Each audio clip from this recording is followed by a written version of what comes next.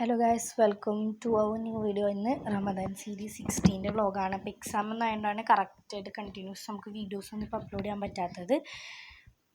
അങ്ങനെ നമ്മുടെ ഫസ്റ്റ് എക്സാമൊക്കെ കഴിഞ്ഞു. അപ്പോൾ ഇന്ന് രാവിലെ തന്നെ കുറച്ച് സ്ഥലത്തേക്കൊന്ന് പോകാനുണ്ടായിരുന്നു. അപ്പോൾ അവിടേക്കൊന്ന് പോയി തിരിച്ച് വീട്ടിൽ വന്നിട്ട് നമ്മൾ വിചാരിച്ച് കബാബ് ഉണ്ടാക്കാമെന്ന് വിചാരിച്ചു. അങ്ങനെ കബാബിനുള്ള സാധനങ്ങൾ എഗ് കബാബാണ്, പിന്നെ കട്ട്ലേറ്റ്. അപ്പോൾ കട്ട്ലേറ്റ് നമ്മൾ ഷേപ്പൊക്കെ ആക്കിയിട്ടുണ്ട്. പിന്നെ ബ്രെഡ് ക്രംസിലും എഗ്ഗിലും മുക്കിയിട്ട് ഒന്നിങ്ങനെ കോട്ട് ചെയ്തെടുത്താൽ മതി. പിന്നെ അതേപോലെ തന്നെ ഈ എഗ് കബാബിനായിട്ടുള്ള ഫില്ലിങ്ങൊക്കെ സെറ്റാക്കി വരച്ചിട്ടുണ്ട്. നമുക്കിനി ഫില്ല് ചെയ്താൽ മതി. ആ എഗ്ഗിൻ്റെ ഉള്ളിലോട്ട് അതൊക്കെ ഒന്ന് ഫില്ല് ചെയ്ത് വെച്ചാൽ മതി. അപ്പോൾ അതിന് മുന്നേറ്റ് നമുക്ക് ഈ ഒരു കട്ട്ലേറ്റ് ഫുള്ളായിട്ട് ബ്രെഡ് ക്രംസിൽ കോട്ട് ചെയ്തെടുക്കണം.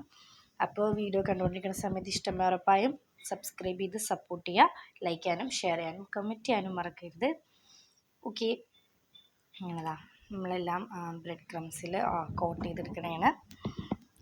ഓക്കെ, അങ്ങനെ നമ്മൾ ഒരെണ്ണം കോട്ട് ചെയ്തു. ഇനി നമുക്ക് അടുത്തത്, പിന്നെ നമ്മൾ ഇന്നുണ്ടാക്കുന്നത് ഫ്രൈഡ് റൈസാണ്. അതിൻ്റെ ഇതൊന്നും ഞാൻ വീഡിയോ ഒന്നും എടുത്തറില്ല. നമുക്ക് ഫ്രൈഡ് റൈസും ഉണ്ട്. പിന്നെ നാരങ്ങവെള്ളം, ജ്യൂസില്ല, ജ്യൂസിന് പകരം വിചാരിച്ചു തരി കാച്ചാമെന്ന്. അങ്ങനെ തരിയാണ് നമുക്കുള്ളത്.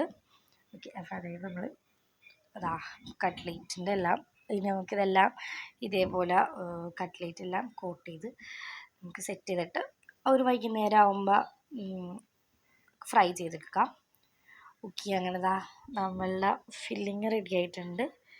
എന്നിട്ട് ഈ ഫില്ലിങ്ങിലോട്ട് ഇതാണ് മുട്ട പുഴുങ്ങി വെച്ചിട്ടുണ്ട്. ഇനി നമുക്കിതിൻ്റെ ഈ യെല്ലോ പാർട്ട് മാത്രം, യോക്ക് മാത്രം ഇതിലോട്ട് ഇങ്ങനെ പൊടിച്ചിടാം. പിന്നെ അത് കോട്ട് ചെയ്യാനുള്ള പൊടി ഉണ്ടല്ലോ, മുട്ട ഒന്നിങ്ങനെ ഇതാക്കാൻ, അതും നമ്മളവിടെ ചെയ്ത് വെച്ചിട്ടുണ്ട് കടലപ്പൊടിയൊക്കെ വെച്ചിട്ട്. അങ്ങനെ വൈകുന്നേരം ആയപ്പോൾ അതൊക്കെ പൊരിച്ചു, കട്ട്ലേറ്റൊക്കെ പൊരിക്കണേണ്. പിന്നെ നാരങ്ങളും ഉണ്ടാക്കണേണ്.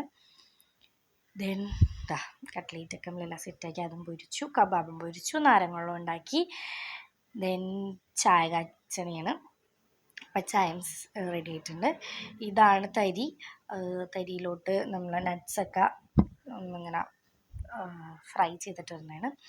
അപ്പം ഇത്രയേ ഉള്ളൂ. ഇതായിരുന്നു നമ്മളുടെ നോമ്പ് തുറ. കട്ട്ലേറ്റും ചിക്കൻ കബാബും ഇതൊക്കെ ഉണ്ടായിട്ട്. നിങ്ങളുടേത് എങ്ങനെ ഉണ്ടായിരുന്നു പറയാം. ഓക്കെ, അപ്പം ഇത്രയേ ഉള്ളൂ. അടുത്ത വീട്ടിൽ ബൈ.